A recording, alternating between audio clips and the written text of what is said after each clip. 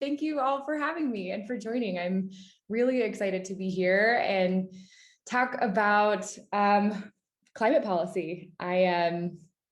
This morning has been a bit of a crazy one. I have had internet issues, so I'm at my teammate's house. But I'm really excited to be here with you all and talk about women in climate policy. Okay, my name is Quinn Antus. I do this work because policy is a really critical lever in order for us to hit our climate goals in time. We have to use policy, and because climate change is an issue that impacts women, low-income populations, people of color disproportionately, and I'm really passionate about the equity side of climate change. And my work is getting climate change mitigation policy passed. Now I will tell you more about what that looks like for me. This is me, Signal Tech Coalition. And our goal as an organization is we organize Colorado's tech leaders to advocate for a clean energy economy. At first glance, that might seem like a bit of a random aligning of things, but a little bit about how I got here. My background, as JC mentioned, is in social entrepreneurship and trying to figure out innovative ways of solving problems. And a few years ago, myself and a friend wanted to make an impact on climate change, and we weren't sure what the best way to do that was. And so we spent a lot of time talking to environmental leaders throughout Colorado, where we're based, and asking them how things were going, where there were challenges, where we could make an impact. And across the board, we were told the same thing, which is that policy is one of the most critical ways that we will be able to meet our emissions reductions targets in time. And getting policy passed is a really tough thing. And so if we were able to step into that conversation and make an economic argument for climate change, we'd be able to really move the needle. And so that's how this all started. We have looked at tech because tech is a tremendous economic force in Colorado, where it's really a burgeoning tech hub. Tech employs over 10%, almost 11% of our workforce, and is responsible for 14% of our GDP. And those numbers are pre-COVID numbers. And so I imagine they're only growing. It's one of Colorado's largest and most influential industries. And what we're starting to see is that tech is playing a really significant role in moving our markets and changing how people are thinking about really everything, but also how we relate to our built environment, how we relate to our resources. And so tech has an enormous opportunity to enter this conversation and show that there's economic support for climate action. At the end of the day, we're tech leaders in private sector advocacy, and we want to make the economy more receptive to lending, investing, growing, and moving towards a clean energy future. We, under this, believe that we're not just economic leaders supporting climate change mitigation, which is definitely also what we are, but we also believe that there are economic benefits to climate change mitigation, in the sense that economic leaders want to mitigate as much risk as possible. I think a number of the founding members of Women in Climate Tech work on that specifically. But the best way to reduce risk in terms of our planetary risk is to make sure that we're managing and handling climate change in an effective and appropriate way. We also understand that we're in the middle of truly the most significant infrastructural, social, economic transition in history right now, which I would say we were in the middle of, but has only been exacerbated by COVID. And we have an enormous opportunity to come out ahead in the clean energy economy of the future. And getting out ahead of that has enormous economic benefits. And so if we can be leaders in clean tech, if we can be leaders in restructuring our economy and towards, the direction it's already moving in, that has unbelievable economic potential. And so that's also what we talk to legislators about, what we talk to decision makers about. We want to create new markets and we want to enable innovation, and that will put us out ahead. In terms of how we actually get climate policy passed, we look at three levels of change.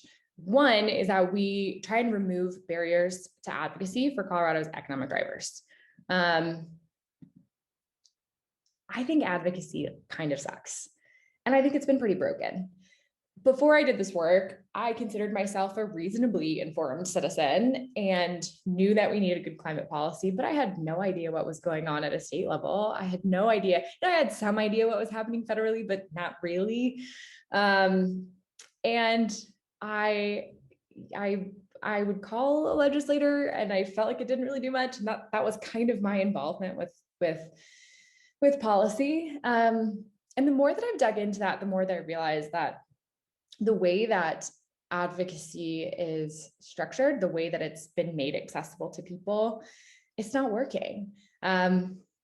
It's really complicated. It's hard to follow along with everything that's going on. It's hard to know what are the right things to support, why, and what are the right places for my voice specifically, right? I think in policy, there's this term called a ladder of engagement that I've heard used a lot with traditional big organizations. And the whole premise is that people who are interested, people who want to engage in advocacy have to climb up the rungs.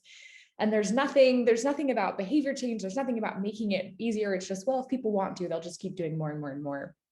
That's not making it accessible.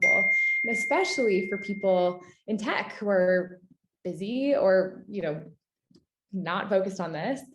Tech folks tend to have a higher emphasis on individual action. And I love that go-getter attitude, but it just makes it harder to engage in advocacy. And climate is such a big problem that we've seen really high levels of burnout. It's hard to feel like you're actually making a difference on such a big planetary problem, but you can. And so that's one of the things that we try and combat. We try and actually make high impact advocacy seamless for tech leaders, for people who want to know, what's the 20% that's going to get you 80% of the value, and how do you do that? And where's a place where I can use my specific voice to make an impact? From there, we try and apply it towards Colorado state climate policy.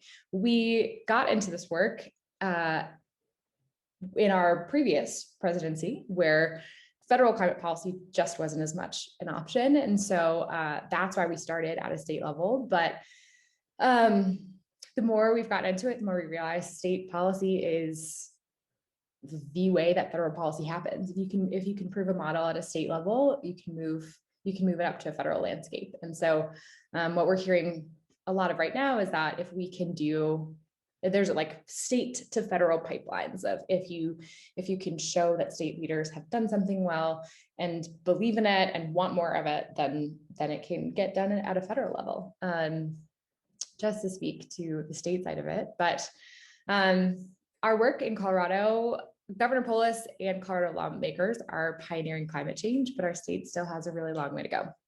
There's a lot of work for us to do. I think it's also worth mentioning the partisan side of this as well. Climate is such an interesting one because on one hand, it's really polarized, but on the other, it's not. On one hand, most climate-related policy goes along party lines. We see this very often. Colorado currently has a Democratic House, Senate, and governor, so we're making progress. But on the other side, it's not extremely polarized, and it shouldn't be. By creating new markets, whether that's tax credits or innovation investments, we can get bipartisan support. And the fact that China is really kind of beating us on a lot of factors, is making our government work together on this.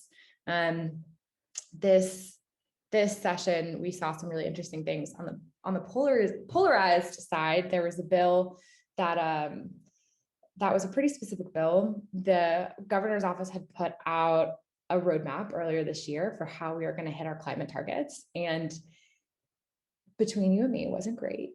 So the climate community came back and said, okay, well, let's take the pieces of this and put them into law and try and add some accountability and add a few other things and close a loophole around, fees for emitters and create an environmental justice person and do a lot of cool things. And it was the most contentious climate bill this session. The governor threatened to veto, even though it was based on his own climate plan. We had a number of legislators, Democratic legislators throughout Colorado who were really afraid of supporting it because it was a step even further in the direction of climate change mitigation. And so we're seeing that it's still really, it's tough. I have a quick question on that, Quinn. So yeah. How do we create policies for climate change that achieve these goals, but don't kind of fall into this trap? Like, what are those strategies? And can you talk about how you work on these social issues without ostracizing folks or making them scared, and just to make sure that things get passed with the right layers of regulation in there? Yeah, it's a great question. And I feel like a few things come up for me initially, which is one, a story of a bill that got passed this session that had bipartisan support, and the reasons why.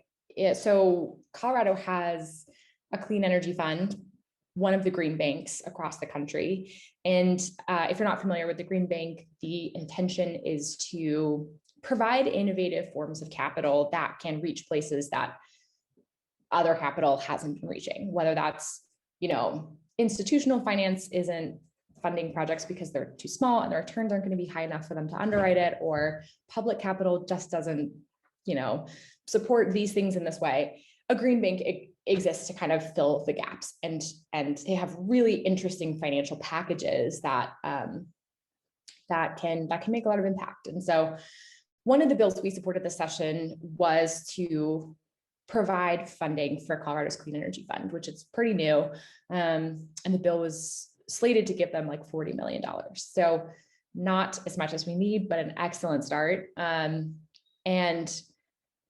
at the end of one of the committee hearings for this bill, they went around, and before everyone gave their vote, they gave legislators a chance to talk about how they were feeling, if there were any reactions. And that was really eye-opening, because there were some legislators who were pretty historically, voting no on a lot of climate change policies. I'm sorry, my dog wants to play. Kind of legislators who we talk about and have heard a lot of people say they're just going to be a no vote. But they would go around and say, I know what this is going to look like for my record, but I'm going to vote for this because it's going to help my community. And some of the things they were talking about is some of that funding is actually going to help disproportionately, or it's going to help transition coal communities and really rural areas and provide support for them as this transition happens. And because of that bill got a number of votes that were surprising. And I think a few things that I took out of that were, one, maybe it's not true for everywhere. It's certainly true for Colorado. There is this understanding that this change is happening, and now the conversation has kind of shifted towards how we're going to do it. And I think a way that we can depoliticize it is by trying to do it in a way that feels economic and true. by saying this is going to provide financial support for your community, which has been impacted by this, is going to be impacted by this more. That I think has been a really tremendously helpful tool. And I think we're seeing that at a lot of different levels, a lot of different altitudes of, if there are bills where we can show that there's more economic opportunity by pursuing it, it's easier to get it passed. And part of me doesn't like that. Part of me just wishes we could say the moral argument of, hello, we need to do this. This is really important. Our planet needs this. Everybody will benefit from this. But we found that people are kind of burned out on the moral argument. But the economic one is working. I think the other thing that comes up for me in that is, I would say probably in the last even year, the federal discussion has changed significantly, where it feels like the conversation has really shifted to how we're going to do this. And it feels like it's more market-based solutions versus regulations. And that feels more like what's politicized now, at least from my perspective. And what I mean by that is, I think there's an understanding that we're going to do this. We're going to put resources towards mitigating climate change. And now organizations want to figure out what are the policies that are going to be most beneficial to them. And so, like, we're seeing a lot of oil and gas companies support carbon pricing. But the reason why is so that they won't be heavily regulated. Carbon pricing and carbon markets seem like it's on the other side of regulations. And ideally, we'd have a bit of all of it. Ideally, we'd have market-based solutions and regulations, and we would just change the world and it would be wonderful. But I think that's where things are moving. I think that's what's going to be much more politicized moving forward, because that's where companies now have a bigger stake in the game. And I think that's true for communities as well, and for representatives, and the representatives who represent people from areas that are going to be impacted by this transition are going to be thinking about those things. And I think insofar as we can make accommodations or show that we're not trying to leave people behind, I think there's tremendous power to move things forward. There's a lot of talk about more broadband infrastructure for rural communities, which is a sneaky climate solution. And I think things like that could be really, really powerful tools in helping bring communities that have historically been against climate policy on board and bring them with us. Very long answer. I hope that answers the question. Yeah, that was great. I think that definitely shed a lot of light on what I was wondering. So sorry to derail you. Oh no, love the questions. Yeah. Okay, moving on to climate change mitigation.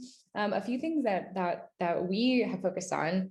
One, when we talk about what we're after, a lot of our policies are about aggressively reducing greenhouse gas emissions. We want to decarbonize as quickly as possible.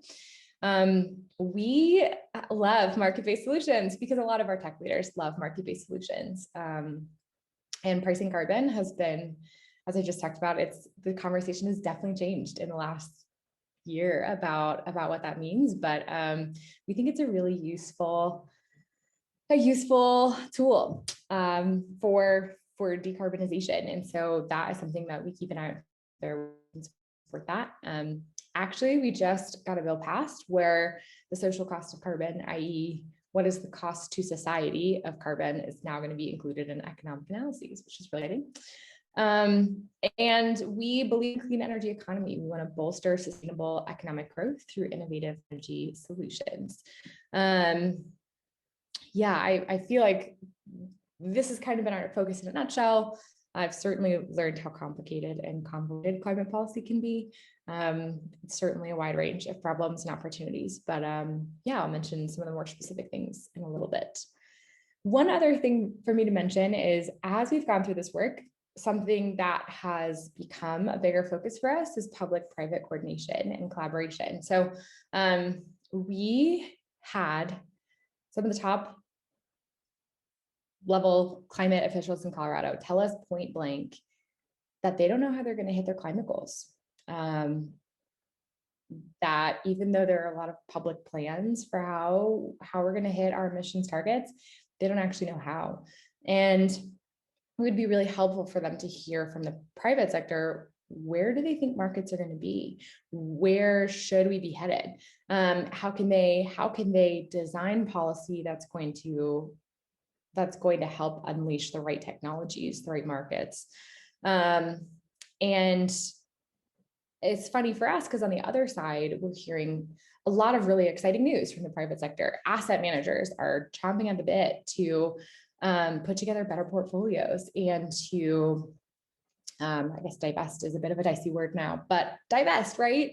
But there's really not a lot of coordination with public sector officials. And especially even that climate plan that our state put together, there are a lot of holes in it. And one of the most significant things that's missing is a plan for how we're going to finance that. How are we going to finance some of these big projects that need to happen?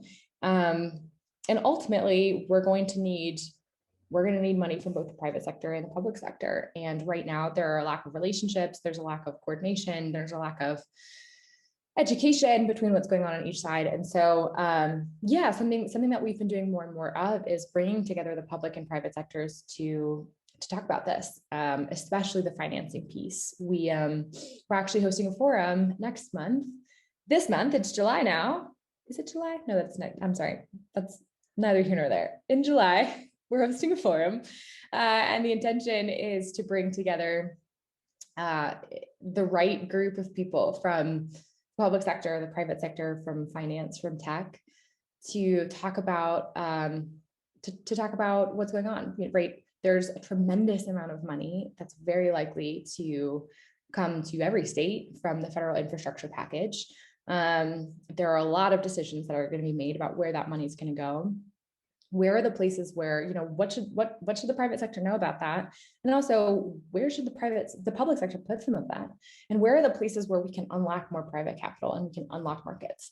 One of our great friends who funds amazing clean tech organizations at Silicon Valley Bank, I was talking to him about this, and I just haven't gotten a conversation out of my head. He was talking about how there's a lot of, if you're listening to a lot of these conversations about the federal infrastructure package or other stimulus packages, there's like a conversation about roads and these, big things. And it's almost this reliance on what's already worked in the past. We've done these things, and so let's do them again. But we have an opportunity to redraw almost everything in our society. Like, I kind of think that transportation is an interesting thing. We can put more resources into building new roads, but also I think the writing is on the wall that, 30 years from now, it's just going to be electric autonomous vehicles that you can summon at will, right? Like, the world is going to be very different. And how can we use the tremendous amounts of resources that we have on the table right now to push us in the right direction, in a more expedient way, in a more efficient way, in a way that's better for people and the planet. And so let's not just rely on what we've done that's worked in the past. Let's redraw the lines for a really exciting, innovative society that works better for everybody. And we can do that. We can do that with the decisions that are going to be made over the next year or 18 months. And so that's that type of thinking, just, I think, necessitates more communication between the public and private sectors. And so that's something that we're trying to participate in as well. I have a quick question on that. So what are some of the policy topics and innovation topics that these tech leaders are most excited about? You mentioned electric vehicles and autonomous vehicles, but are there any other standout areas where these tech leaders are super interested in getting involved in that policy advocacy, and like, what does it sound like? Like, where should we be focusing our energy on updating policies in this way that you're talking about? That's a great question. Gosh, I feel like I have too many answers. I think it really varies. I think transportation is a big one for Colorado because transportation is our #1 source of emissions, and we have a pretty good handle on how we're going to decarbonize our energy sector, but we don't have a handle on how we're going to decarbonize our transportation sector. And so there is a lot of momentum around that. The policies for that are a little bit fuzzier, or a little bit less fleshed out. There's a lot of talk around, can we create some sort of soft policy or hard policy around employer trip reductions or things like that? And tech's certainly thinking about that because people can work remotely and do things like that. That's perhaps less of the, not as exciting, but a big conversation in Colorado right now, just because transportation is a nut that we need to crack. In terms of really exciting, cool, sexy, innovative places, we're seeing some interesting things happening in Bitcoin. There's a company that we're talking with that's actually going to participate in our forum in July. And they basically have come up with a way to do green Bitcoin mining by with flare mitigation. Like, that is insane. Things like that. I think there's also people using a lot of, I'd say, robotics or something that's also coming up a lot. Ag tech is a huge area, and I think agriculture is being slept on a little bit. There's a tremendous amount of impact potential for carbon sequestration, for reducing emissions in the agricultural sector, but it's a harder one to move because we just don't want to, pinch farmers any more than we already are. And so if we can have really innovative tech that helps ease the burden for farmers, for ag producers in some capacity, we can do a lot. And so we're seeing robotics in ag, we're seeing robotics in almost every sector. I think there's also people talk about solar and wind a lot because they are market ready. Like, the economics check out. The economics are such that it is cheaper to build and deploy renewable energy, like build the infrastructure to deploy renewable energy, than it is to use existing coal infrastructure, which is amazing. But I think there's also this, are solar and wind going to be what we need long term? Do we need more? How can we think about production in places where the natural resources aren't as amenable to solar and wind? What about hydrogen? What about biofuels? What about green hydrogen? What about geothermal? Is there a way we can repurpose oil wells to create hydrogen energy? Like, that is really exciting. So, I think we're seeing all of that. If there's an innovative way to do something, and also, and also not just, I think what's more exciting for the tech world, at least from what I'm seeing, and I hope this answers the question, is that I think we have a good idea of what the next 10 years looks like. I think the world is really open about how the next 20 and 30 and 40 and 50 years look. And I think that's where a lot of the most exciting and interesting tech is being developed. And I think that's where we could use more support and resources and policy to support that the tech that's going to kind of shape what things look like 30 years from now. Does that answer your question? Yeah, that's super helpful. And I sort of had a follow-up to that. So how open-minded do you see legislators being to all of these new big ideas, where it seems like our world is going to look pretty different? We need to act like right now, like yesterday, on climate. Yeah. And so with all of these big tech innovations, I'm just wondering how those legislators would be able to pivot, because policy is always kind of a slow moving machine where there's lots of back and forth, and it's by design. But how do you think legislators and policymakers can rise to meet the moment to make sure that we're getting things done fast enough, but also in a careful and thoughtful way? What are your thoughts on that? Yeah, great question. I think legislators are open to it. What we've been hearing from the federal delegation about the next couple of months is that as the federal infrastructure package is getting nailed down, each legislator can come with their like 5 things, and try and get a couple of those things in the infrastructure package. Our information is more on the Senate side, and so maybe that also changes numbers. But basically, if they can have their top 5 things that they can try and get into the federal infrastructure package, they can get a couple of them in. That is the dream. They want to know what those things are. What we've heard is that our federal delegation is interested in innovative, exciting things. The right blend for getting things done is they want innovative ideas. They want to know what the economic leaders want. They want to know what the tech sector wants. They're down for something that is a bit more cutting edge, but it has to be a little bit more tested. So in terms of like the very big we're trying to work with our network to put together a few policy recommendations so that they could take a couple of them and hopefully put it as part of their, goals for the infrastructure package.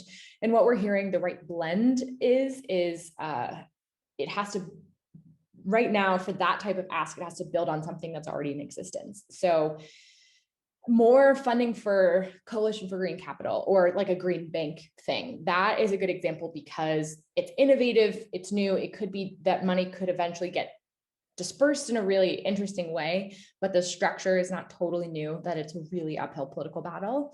That type of policy is, I think there's a lot of appetite for it.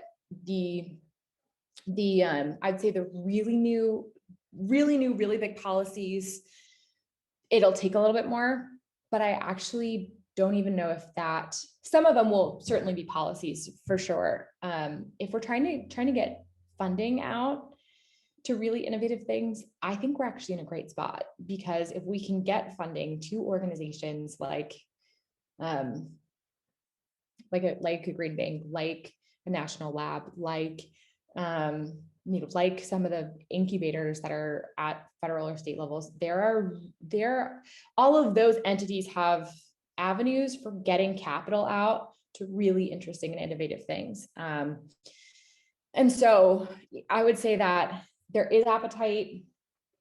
If we can roll it into something that's already happening, there's a much bigger chance politically for us to get it done. And there's actually a big appetite for that. But we can still do the innovative things through those bigger structures. But I would also say though that legislators want to know. They want to know more about the bleeding edge tech. And there is some pragmatism that has to come into play, but also at this point, we have enough data that really innovative models for supporting clean tech work, for providing funding work. There have been a number of programs that have been really successful. And so I think that we're in a really good spot. And I think that we have a lot of impact potential. Awesome. Thank you. I'll let you keep going, but that's really helpful. I love these questions. Yeah. Just wanted to speak to our membership just a little bit. We work with both individuals and corporations. Some of the biggest tech companies in Colorado have headquarters outside of Colorado. And so we work with individuals at those companies. And if you're thinking to yourself, I work for a tech company that is, would have a lot of name recognition, but it would be a bummer to get formal corporate approval to go say something on behalf of the company. What we found is that for a legislator, that actually doesn't really make a big difference. If we have folks saying, I'm the COO of this company, and I believe these things, legislators will listen to that. Your voice is power, whether or not you're representing your company or representing yourself. or if you're not at a big company, your voice also has power. I think we've been learning how to leverage everyone's voice in a way that's really potent. So we work with some awesome tech leaders and finance leaders. Here are a few of the folks that we work with. Yeah, certainly also try to be conscious of if people want to be confidential, or, sometimes there is a political element to standing up for climate policy. So we try and be cognizant of that. Just a little bit more about our advocacy. We try and work with our members to create their tech and climate narrative, because there is a really important niche, and there's a way that tech leaders can use their voices. And so, we try and help shape it. And sometimes that's, there are so many different forms this is taken, from people who are in media and tech in the media realm, to tech and, big tech, broad tech. I think there are so many different ways that people can find an overlap between what they do and what needs to be done from a policy perspective. Just to give you a better understanding of kind of how we talk about things, we sometimes write about, big shifts Colorado can make that would help our state move forward, like allowing for net metering, or changing an outdated regulation that stops people from generating more renewable energy, and writing about that from the lens of, here's how this would help our businesses, and here's how this would help our economy. The Denver Post wrote about us on that one. The BizBus article there is about the Colorado Clean Energy Fund and why innovative, financial packages are really a critical tool for moving their economy forward. Colorado Politics was a high-level push for more economy-wide action and more tech involvement in sound policy creation, that tech leaders want to participate in these conversations. What we found is people want to hear from the business community, and especially the tech community, on these things. And so if you have something to say, there are places that want to hear your perspective on these policies. So that is the end of it. Would love any and all questions you have. Thank you. Thanks for listening. Thanks for letting me join you all today. That was so great. Here, I will come off. I'll put my camera on. Here we go. Thanks so much for just sharing all of the knowledge that you have. That was really interesting. And I think, hearing more about the perspective of tech and leveraging advocacy in a different way is really interesting to me personally. And so, I have a question here that's about, what would your advice be to people who are interested in getting into this field? Interested in getting into this field. Do you know if that's professionally or personally? I would say either. So whether you're a tech leader and you're interested in kind of getting involved in advocacy on behalf of your organization, and then additionally, career-wise, how did you get to where you are? I would say personally, there's so many different ways to get involved. If you're in Colorado, follow us, be on our newsletter. We'll send you things that you could do. If you're outside of Colorado or want to focus on the national landscape, find a climate organization for the realm you're looking at, for the federal landscape, for your state, for your city. And I would just start to get acquainted with what's going on.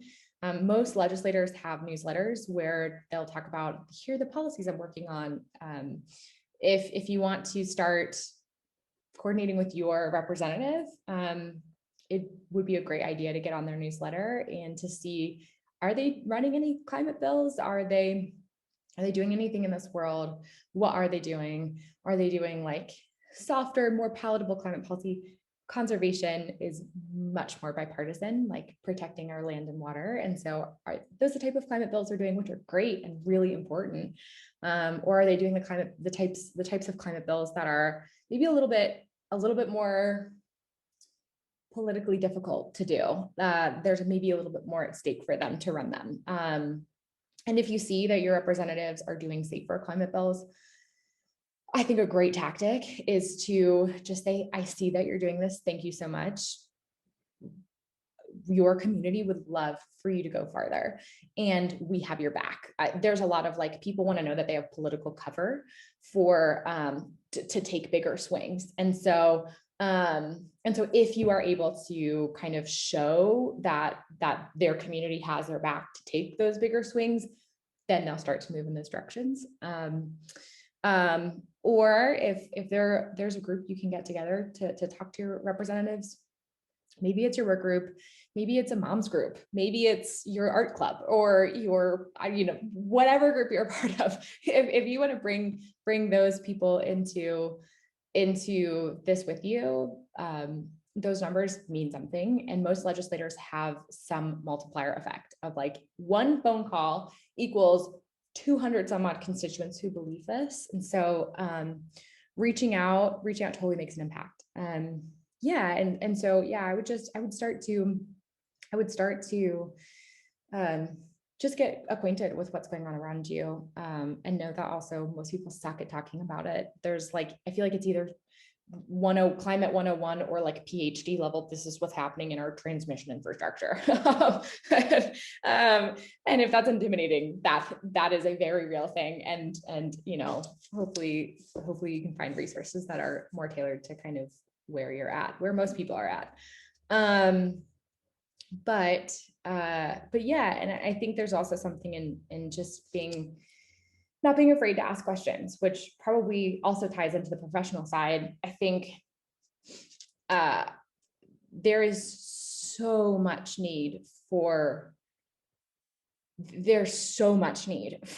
more people to do this professionally. And something that we've seen is that we need people to ask really good questions.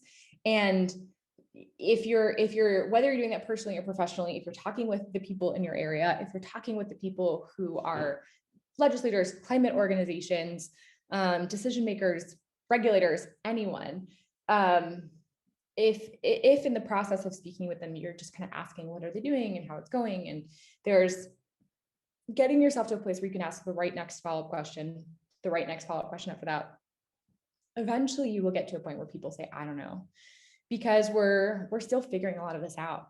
And I would say, if you are the entrepreneurial bend, I would say having those conversations with those people, and legislators will totally give you the time of day, especially at a state level. If your session is like ours, it just wrapped up, so people have a lot more time.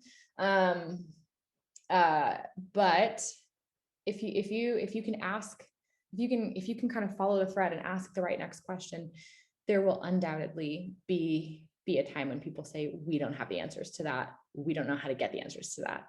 And there's a lot of need for people to stand in those gaps. Yeah.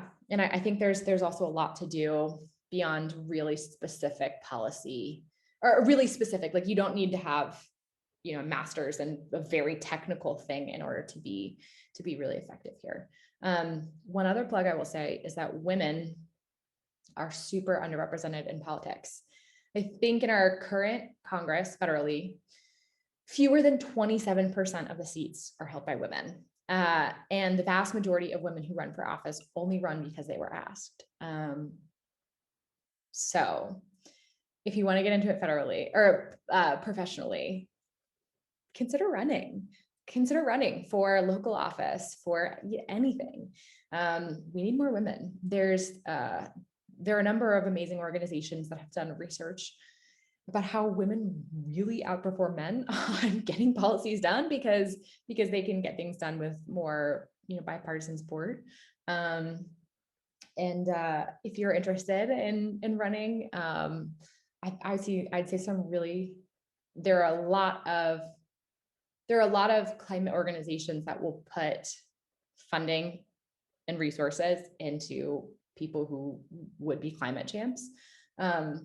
If you just poke around about organizations in your area and even ask them directly, like, hey, you're a climate organization. I would at some point love to run for office and support bold climate policy. What's the right way for me to do that? They'll introduce you to the right people. Yeah, there's a lot of need for that. That's so cool. Yeah, women in climate tech in office. It's like spin-off. Exactly. Yeah, there's a huge need for it. That's so awesome. Well, thank you so much for your time. I think we had such a great conversation. And if you want to send me those resources, I'd love to post a follow-up, Cool. and we can continue the conversation in our Slack and LinkedIn. But thank you so much to Quinn for your time and expertise. And thanks to everyone else for joining today. And we're really looking forward to our next gathering.